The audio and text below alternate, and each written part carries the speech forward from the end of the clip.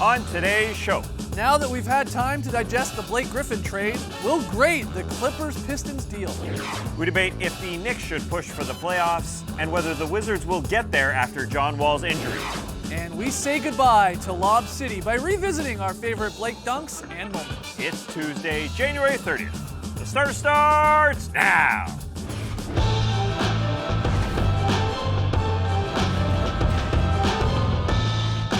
Good evening, Sweet World, and welcome to The Starters, presented by Jack Daniel's Tennessee Honey. Whether you're joining us live right now on NBA TV, watching later on YouTube, maybe listening to the podcast, doesn't matter, we're happy to have you. I'm Jay Skeets, and alongside me, as always, that's Tass Millis. We just got to see Randy Foye. What a day. To his right, the international man of mystery, taking it to the max, Lee Ellis. Friends. Lily! And last, certainly not least, over yonder, that's the bearded one, that's Trey Kirby.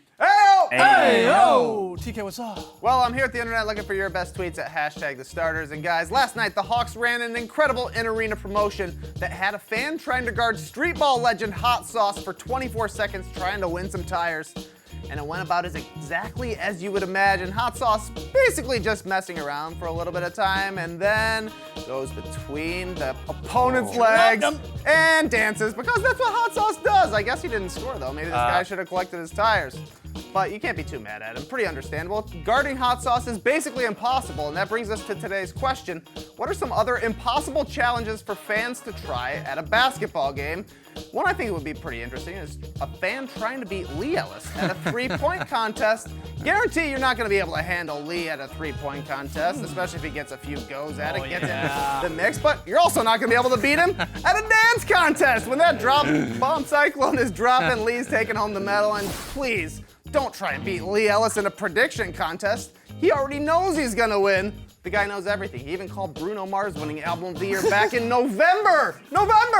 Yeah. But we want to hear from you, so let us know on Twitter. What are some other impossible tasks for basketball fans to try at a game? Send us your best tweets to hashtag the starters. We'll hear from you later. All right, get your tweets in. Fun show tonight. We're going to discuss John Wall's injury and what effect that could have on the Wizards' playoff chances. Lee's got his very solid play. We'll revisit some of our favorite Lob City plays and moments. But first, 24 hours ago, we learned that the Clippers traded Blake Griffin to the Pistons with Willie Reed and Bryce Johnson in exchange for Tobias Harris, Avery Bradley, Boban Marjanovic, a 2018 first-round pick with some light protections, and a 2019 second-round pick. Now that we've had a little time to digest this news, let's get out our red pens and let's grade this thing. And we'll start with the Pistons side of the deal. Here are our grades. Couple B's, couple C's, no one loving it, no A's out of here on the board. So let's break it down. Why the particular grade for, again, the Pistons side of things before we get to the Clips? I'll start us off here. I hope I'm wrong. I went with a C, but I'm worried about building around a 4 and a 5 in this day and age and putting two of those guys as your maximum salary guys, especially when you don't really have a great option at the guard spot. They're going to bank on Reggie Jackson, who is also paid for 2 years beyond this year. Those three guys going to make $74 million next year.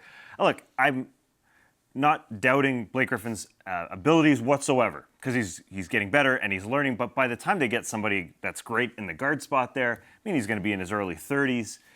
And again, that 4-5 with Drummond, they don't have a lot of shooting there. Mm-hmm. I don't think the Palace, or not the Palace, Little Caesars Palace is going to fill up because Blake Griffin is there. I'm worried that it's not going to work out all that well. When you're a team like the Pistons and a star like Blake Griffin becomes available, you go get him. I think it's that simple. And Blake Griffin, even though he's not athletically as good as he was, he's showing that he's trying to evolve his game. He's improving his three-point shooting. He's improving his assist total. So he's understanding that as his athleticism declines, he can still be effective in different ways. And again, the Pistons, Stan Van Gundy even said, it's tough to attract players when you're Detroit via free agency. It's tough to trade for them in the first place, and otherwise you're going through the draft. So Stan Van Gundy knew the Pistons are kind of treading water where they are right now, had a chance to go get a star. Stan also said if he wasn't injured, if he didn't have that history and that risk, he wouldn't have been on the trade block in the first place. Yeah. He was. Pistons went out and got him. I think it's a good move for them. Now you just hope for the best. You've got to hope for the best. I mean, right. every player comes with some risk of injury. Of course they do, and Blake is trying to adapt his body and his game to the current standards, and I think it's worth the risk. The counter to that is he's a 9-year guy who has all this injury history. Is he going to get better? Is Blake Griffin going to get better No, he's as not- his contract goes up and up? He's not going to get better. Probably not. But he can be the player he is right now Yeah. for a couple more years. I mean, every player is going to decline once they hit 30. That's just what happens. But he can still be a very good player. Does this make the Pistons, though, and because Tass brought it up, the guard position, the wing, shooting, and all that, does this make the Pistons a strong contender in the East? Top 5, top 4 this season and moving forward? What do you think? Well, I don't think they're going to be in the top 5 or top 4, especially not this season, but I think they definitely got better. Blake is clearly the best player in this Yeah. trade. They didn't really give up much to get him. They gave up Avery Bradley, who wouldn't be re-signed next year anyways, a pick that's probably going to be in the middle of the first round this year, and Tobias Harris, who has been solid, having the best season of his career, but I don't think that team was really going anywhere. If you're looking at Blake just as a whole, he's the best player that the Pistons have had on their roster in probably a decade. There's no other way for them to get him, even if he doesn't make them a top 5 team right away. Maybe if things click, maybe if they are as copacetic, Andre and Blake, as DeAndre and Blake were, they can make it happen. Both guys are good playmakers. They need to figure out what's going on with their guards. It'd be helpful if Reggie Jackson comes back and plays as well as he's played when he's at his peak. If all those guys are playing well together, if Luke Kennard can still shoot 43% from 3, the right pieces are there for them to be a decent team. It's just a weird-looking team, for sure. I'll be up for Stan Van Gundy. I hope people come and watch them. That's my worry, is that, the Clippers But they weren't anyways, right? Yeah, I mean, but now they're just going to pay a lot more money for a similar team. I mean, the Clippers were 17-16 with Blake this year, 8-8 without him. I can see the Pistons being very similar to that, right? And you're paying this guy into his early 30s. Yeah, but who else They're- are the Pistons going to play? Yeah, I exactly. think I don't know. that's the thing, is who else are the Pistons going to play? Who is going to come to Detroit and make their team a lot better than they already are? The team that they had right now was kind of going to be either picking in the middle of the first round or barely making the playoffs, which it still could be the case, but at least you have a star now. No matter what, Blake Griffin is still a star. I think most would agree, Stan Van Gundy and that organization, they're swinging for the fences here. Yeah. It's like Rob Deere with the Tigers. They're either going to hit a home run or strike out. And I think that's what's really, truly going to happen here. It's not going to be anywhere in between. It's going to surprise a lot of people, either how Blake and Andre can work, or it could be like an Amari Stoudemire contract where you're like, uh-oh, he's always hurt, Yeah. and we are tied to that, and we can't But get remember out. those first couple of years with the Knicks, Amari was good, and he did Yeah. tail off towards the end. But again, if you take a guy for 5 years, you know that towards the end of that contract for a guy at his age, he's not going to be the same player. You're just hoping that you can get some good few years out of him, and the team can at least be better. I think, again, as sort of Trey's alluding to, on paper, if you have Bradley and Tobias Harris or Blake Griffin, you have the option. Who would take Harris and Bradley in that situation over Blake? Especially with the idea that Avery's probably going to be leaving anyway, Exactly. and you're selling high maybe on Yeah. Tobias Harris, who's having obviously a career. Well, Blake, we know just now is paired with an All-Star, Andre Drummond, going to replace John Wall in the All-Star game. So there you go. Let's look at this from the Clippers side of things. Yeah, congrats to Andre Drummond there. Oh, you're breaking news on the show. Yeah, Well that's done. exactly right. That's Wow. why I A got lot of teams have two All-Stars in the front Got a court. producer in my ear telling me Andre Drummond just became an All-Star. Geeks bomb. It's good Andre Drummond got in now because Yeah. Blake would probably be looked at as the all-star in the future, right? Here's the Clippers side of things when it comes to grading this. A lot of Bs. Trey B-, Lee B, Tass B+. I'm giving it the old classic incomplete because I think it's hard to sort of properly evaluate this from the Clippers side of things until A, we find out if they make any more moves, maybe DeAndre Jordan, maybe Lou Williams, if they move off of those contracts, and B, more importantly probably, what they end up doing maybe in this summer in free agency or even in 2019 if they clear something up towards like $40 million in cap space and sign a big fish. If that works out, then wow, then we can really look at this and go, wow, way to get off that Blake and get that guy. But until that happens, I'm just an incomplete. It's fine. They'll be fine. This is the end of an era, Yeah. and not a lot of teams were knocking on their door for Blake Griffin. They didn't wait too long until towards the end of his contract, Yeah. and they got back some assets. I think they did great to get out under this contract. They did fine to get out of it, but now they've got question because they got old Lou, they got DeAndre as well, Danilo Gallinari, that hasn't worked out, and Teodosic. So they've got these old guys. Are they going to then try to completely tank now and rebuild from the start, or are they going to sort of kind of try to be where they've been anyway, middle of the ground team? That's the decision that Lawrence Frank and Doc Rivers and Steve Ballmer have to make, because right now, if you're a Clippers fan, it's like, okay, we traded Blake, so does that signal the start of something new, or is it like we're just going to try to be competitive for a while? I'm just kind of shocked that basically the Clippers salary dumped Blake Griffin. That's really what this amounts to. They got Tobias Harris. Yeah, he'll be around for maybe another season after this. Avery Bradley most likely will be gone in the summer. And they're going to get a middle round pick for the best player in their franchise history, a guy who put them on the map, made it so they could even get Chris Paul, JJ Redick, the first guy who ever lured free agents or anybody to Los Angeles for the Clippers. I think it's going to be tough for them to lure free agents coming in the summer because the Lakers also have a ton of cap money. And who's picking the Clippers over the Lakers? That's why I'm think it's going gonna incomplete. happen. I mean, if they strike out on either any of their draft picks that they end up getting and don't get a star player, or trying to get any of these big guys, 2019, there's a ton of big names, Butler and Clay and Kawhi. They don't get any of them, then yeah. And it was like, well, what are they? How good are they? They're going to be the exact same or worse without Blake Griffin. So we'll see. But let's hear from you guys. Get your report cards in. When it comes to the Clippers, Pistons deal, and Blake Griffin heading over to the Eastern Conference, we got lots more still to come. John Wall going to clean up his knee and miss a good 6 to 8 weeks. Are the Wizards in trouble?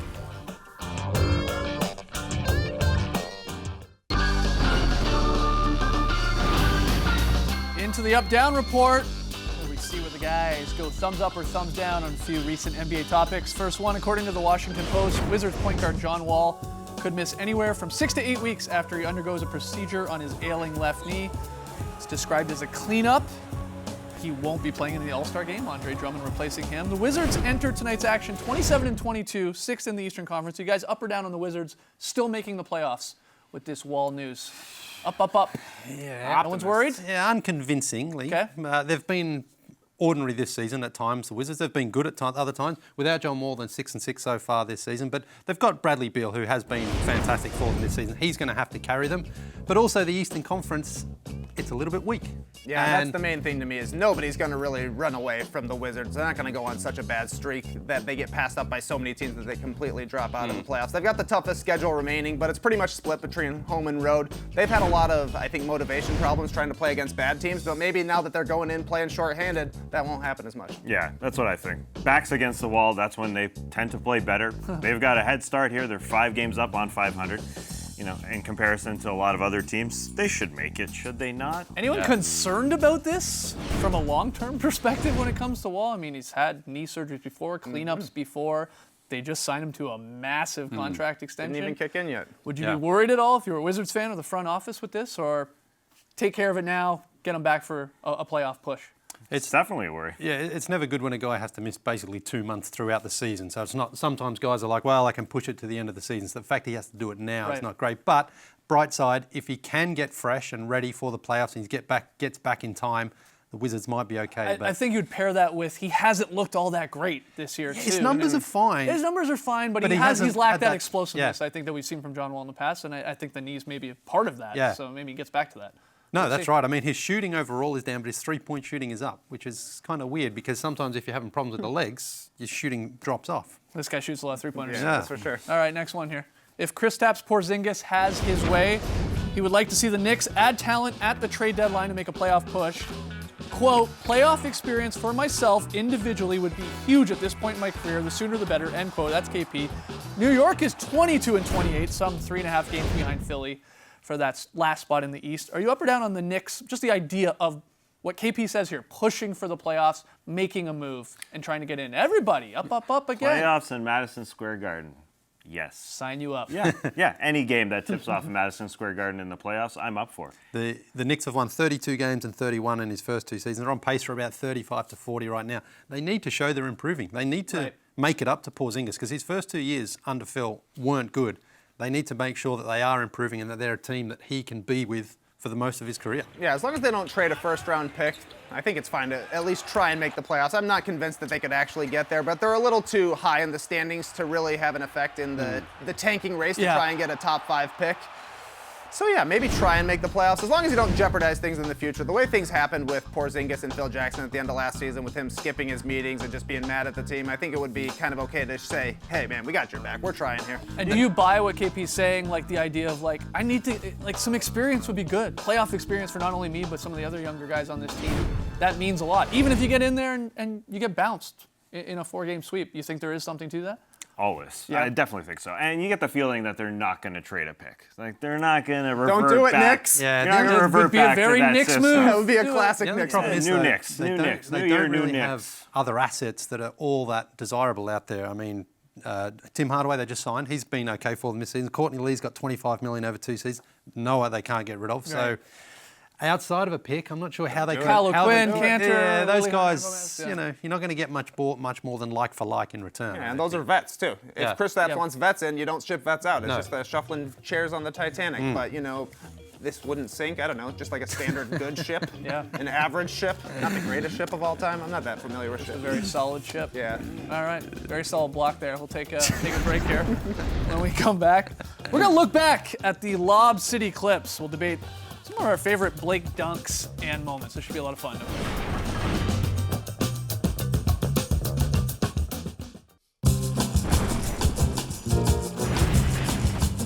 The Starters is brought to you by Jack Daniel's Tennessee Honey, official partner of the NBA. Welcome back to the Starters. Time for some fill-in-the-blank fun. The Blake Griffin Lob City edition. Trey, you got the questions. That's right. By all measures, the Clippers' Blake Griffin years were the most successful in franchise history, but the team famously never made a conference finals. Fill in the blank. The Clippers' Blake Griffin era was blank. I just went with Lob City because that's exactly what we're going to remember. All those oops, that they were a blast. I think kind of like the Run TMC era, didn't succeed a lot, but were a heck of a lot of fun to watch. It's a good call. That's all they're going to be. But, I think we're going to forget about the painful second-round losses and the comebacks and all that to me. See, I don't know. I mean, you're agreeing. You got Yeah. fun there, Lee. They were fun because the Clippers have been a joke for so long until Blake came along. And not only was he a star, he was must-watch TV at the start. The dunks, the highlight reel plays, and the Clippers were competitive. They won 50 games all the time. It was a good era for the Clippers, and certainly better than anything they'd had before he came along. That's why I went with a little bit of everything. I agree with what you guys are saying, the dunks, the excitement, some success, obviously, Yeah. when it came to the regular season, but there was a lot of drama, Yeah. especially with Donovan Sterling years there, and then there was disappointment. I mean, you're right. I hope we look back and go, man, what a cool squad that was, the Lob City and all that, but I think the next thing I'll remember is, man, they only got to the second round. They never got to Yeah. the conference finals with a Hall of Fame point guard in Chris Paul, a possible Hall of Famer, maybe in Blake Griffin, who knows, DeAndre. Like, that's coming up short. Yeah. It really is. And like, even the last 3 years, injuries came into play for sure, but they lost to Utah last year in 7 games, Portland in 6 games when they were hit with the injury bug. And then the killer is that 2015 playoffs. They're up 3-1 on the Rockets. Yeah. Game 6, they're up 19 points, and At home. they blow that. I mean, so I'll go a little bit of everything, but definitely the dunks were fun. Go ahead, Trey. All right, Blake is going to retire with a dunk title and an all-time great highlight reel. But fill in the blank, Blake Griffin's best dunk was blank. Wow. Oh, You got a lot to million choose from pick here. from, yeah. I'm going with the one on Kendrick Perkins against Perk. Oklahoma City Sun. I mean, it's a thrunk technically, but who cares? Because this was Blake where he just exploded out of nowhere here and just throws it down on Kendrick. Like, how he gets up so high, and then Kendrick kind of boosts him up even more. Yeah, and he little Tom still Chambers just effect. throws it down there. And I love the reactions of the players, his teammates. I love even the look on his face. He's like, wow, I can't believe I just did that to another human being. It came down to Perk or Mozgov. Yeah. I'll go Mozgov as my favorite Blake dunk. I mean, that's one of the most disrespectful dunks in NBA history. Like he grabs the back of Mozgov's head as he thrunks it. And when we think of Timofey Mozgov 30 years from now, I think you'll think of the Blake dunk. Yeah, it's a saying First. now. He You got became a Mozgov. verb because of it. Yeah, that's Yeah, right. and he became a verb, so I'll go with that one. You guys and your thrunks and guys who had no chance at blocking shots. I went with Serge Ibaka. Oh yeah, it's a good one. It's a good one. This one was ridiculously hard. The way he just threw it down right in Serge's face as he tried to block his shot. Can I give a quick Ridiculously great. little bit of love to the time that Blake dunked twice in the same game on Pau Gasol? Oh, He yeah. had like a massive putback. Yeah, here we go. A massive putback early over Pau Gasol. Just crushes him from behind. And then later in the game, same game, he posterized Pau again. Oh, yeah. I mean, just as dirty as some of the other ones we just saw. There was a great reaction from Andrew Bynum, I remember, on that one. They're push like, up. oh, It's a million to pick from. All right, Trey, final one. All right, Blake is the NBA's reigning Mr. Comedy. He hosts stand-up shows, appears in movies, he even was friends with our buddy Joe Mandy. Fill in the blank. The funniest Blake Griffin moment was blank.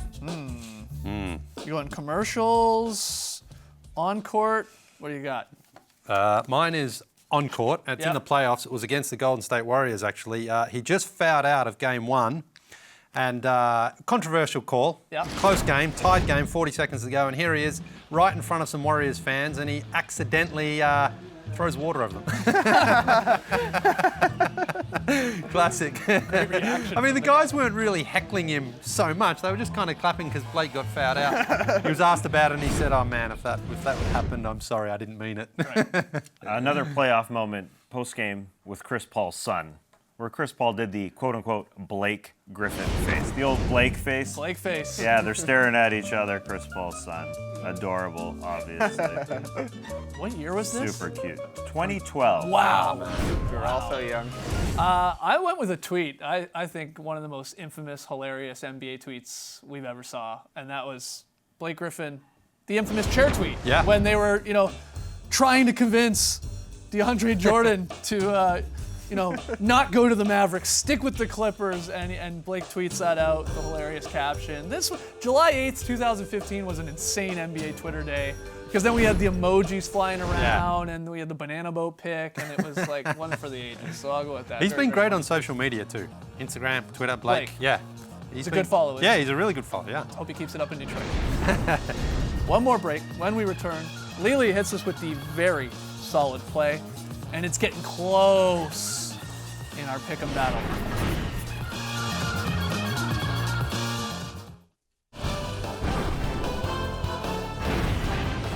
Tonight on TNT, we got a players only doubleheader. Cavs, Pistons. Unfortunately, no Blake in this one. And following that, Blazers, Clippers. A lot of those Clips guys now playing. You got to go through the physicals first before you can get out there. All right, we asked you, what are some other impossible fan challenges like trying to stop hot sauce? TK got a few of the best answers. Yeah, I got some good suggestions, such as make Tom Thibodeau smile. You ain't gonna do it. High five George Mirasan, not bad. Try to stop LeBron during a fast break, might be dangerous. A staring contest versus Kawhi Leonard. But my favorite comes from Darren, who says try to eat a Nature Valley bar without spilling a single crumb. Literally impossible to do. Crumbliest bars in the game. Yeah, that'd be very, very difficult. All right, Tass picked up a big win last night. It's down to Lee and Tass in the pick and play for January. You don't want to be in last place. So Lee's going Clippers, everybody else going Blazers. Lee's going to hope to tie it up. Let's hope they rescind that trade. Because on Thursday, it will be Tass or Lee doing the pick 'em payoff. We got a pretty good idea in store. He's a spicy one! Yeah, it's a spicy one indeed. I think it'll be pretty funny. So, again, it'll be Tass or Lee. Clippers, Blazers, big game tonight on TNT. All right, Lee, very solid play. Yeah, down at the Fortress last night, a beautiful execution out of the inbounds play from the Timberwolves. Ball fizzes around, ends with Jamal Crawford. You know that's in. That's what I call a very solid play. Had a blast on the Starters Twitter show. Shout out to everyone that joined us live. We discussed Blake, DeMarcus, Mike Conley, and Lee described his favorite Shaggy video. This video is basically Shaggy. He's in a house and all these women are trying to be with him and he's like able to freeze time and he's trying to like maneuver so he can... He's like, he's Zach Morris or something. And you know, he does those classic things where the girls are after him and he drops his glass and he's like... A fantastic Shaggy impersonation. We'll see you guys tomorrow night. Thanks for joining us, folks. And remember, no contract is untradeable, except some of them. Brace the night, people.